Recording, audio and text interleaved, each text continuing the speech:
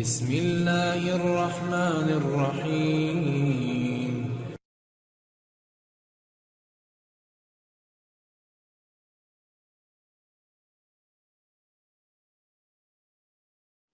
نحمده ونصلي على رسوله الكريم.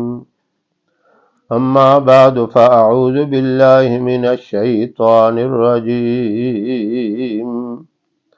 بسم الله الرحمن الرحیم.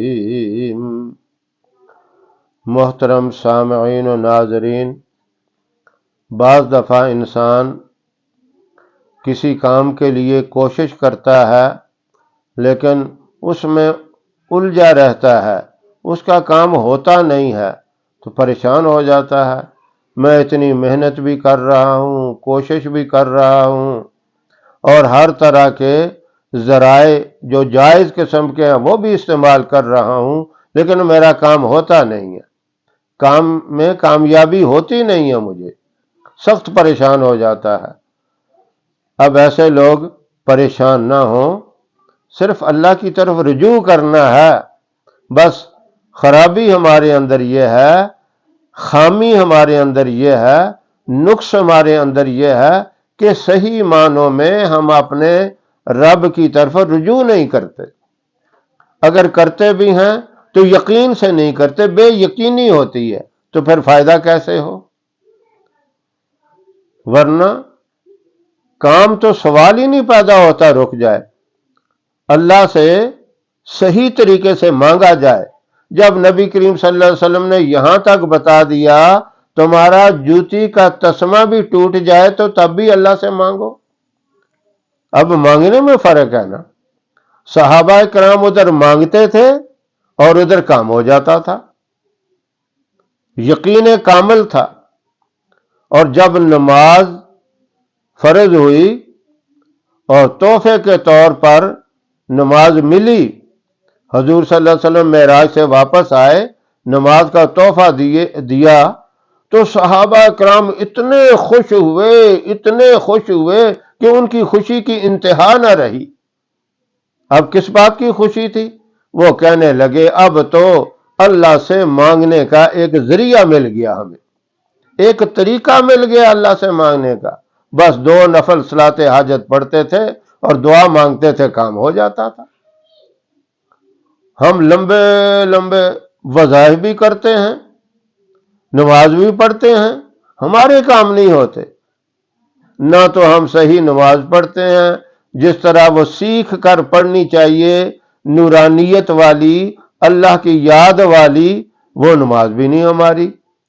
اور جو ہم وظائف بھی کرتے ہیں وہ بھی بے یقینے، دل میں کھٹکا رہتا ہے، پتہ نہیں کام ہوگا یا نہیں ہوگا۔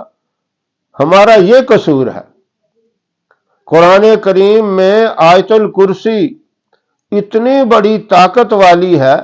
نبی کریم صلی اللہ علیہ وسلم نے ایک دفعہ صحابہ کا امتحان لیا کہ بتاؤ قرآن کریم میں سب سے عظیم سورت، سب سے عظیم آیت، بڑی آیت، طاقتور آیت کون سی ہے؟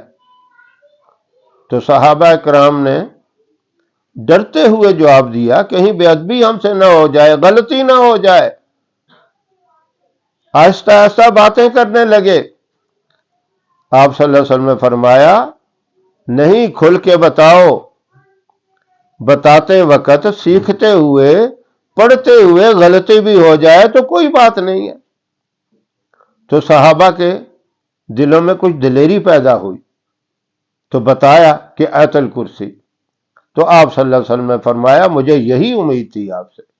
آیت الکرسی سب سے بڑی آیت ہے اور اس کے اندر علماء نے لکھا ہے کہ اس میں اعظم بھی ہے، اتنی طاقتور یہ آیت ہے۔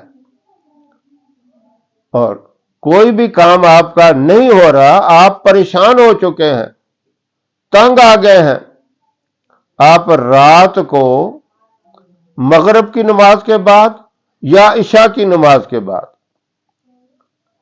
21 مرتبہ آیت الکرسی پڑھیں اور اس کے اول آخر 3 مرتبہ، 5 مرتبہ یا 7 مرتبہ درود ابراہیم پڑھیں۔ اب یہ درود ابراہیم کی تعداد تو ہم تسلی کے لیے بتا دیتے ہیں، یہ اتنا زیادہ پڑھتے ہیں تب بھی کوئی حرج نہیں، بلکہ فائدہ ہی فائدہ ہے۔ درود ابراہیم نبی کریم صلی اللہ علیہ وسلم کے ساتھ تعلق پیدا کرنے کے لیے ہے۔ آپ نے فرمایا جو کثرت سے درود پڑھتا ہے وہ قیامت کے دن میرے ساتھ ایسے ہوگا جس طرح یہ شہادت والی انگلی دوسری انگلی کے ساتھ ہے، اور میں اس کی سفارش کر کے جنت میں داخل کراؤں گا۔ تو یہ کم از کم آپ 3 دفعہ 5 یا 7 یا زیادہ پڑھ لیں، اور 21 مرتبہ آیت الکرسی پڑھ کر پھر اپنے ہاتھ اٹھا کے اللہ کی بارگاہ میں دعا مانگیں۔ جو کام آپ کا رکا ہوا ہے، جس کام کے لیے آپ ایڑی چوٹی کا زور لگا رہے ہیں، کوششیں کر رہے ہیں، وہ کام ہو نہیں رہا، سفارشیں کروا رہے ہیں تب بھی نہیں ہوتا، اس وظیفے کی برکت سے چند دنوں میں آپ کا کام ہو جائے گا اگر یقین سے کریں گے تو۔ کسی قسم کی رکاوٹ نہیں ہوگی، سب رکاوٹوں کو یہ وظیفہ ختم کرنے والا ہے، سب رکاوٹوں کو یہ وظیفہ توڑ کر کام کو کرنے والا ہے۔ تو کوئی بندہ کسی کام میں پریشان ہے، وہ نوکری ہے یا گھر کے اندر کوئی مسئلہ ہے، لڑائی جھگڑے ہیں، مقدمہ ہے، عدالتوں میں کیس لگا ہوا ہے، کسی قسم کی بھی پریشانی ہے، اولاد کے بارے میں پریشانی ہے، میاں بیوی کا جھگڑا ہے، ایسا کوئی بھی کام ہے تو آپ یہ وظیفہ 21 دفعہ آیت الکرسی پڑھ کے اول آخر درود پاک پڑھ کے اللہ سے دعا مانگے، انشاءاللہ آپ کے دیکھتے دیکھتے دنوں کے اندر معاملہ حل ہو جائے گا، اللہ کی رحمت آپ کے ساتھ شامل حال ہو جائے گی۔ اللہ ایسے لوگوں کو جو کسی بھی معاملے میں پریشان ہیں یہ مبارک وظیفہ کرنے کی توفیق عطا فرمائے۔ وآخر دعوانا ان الحمد للہ رب العالمین۔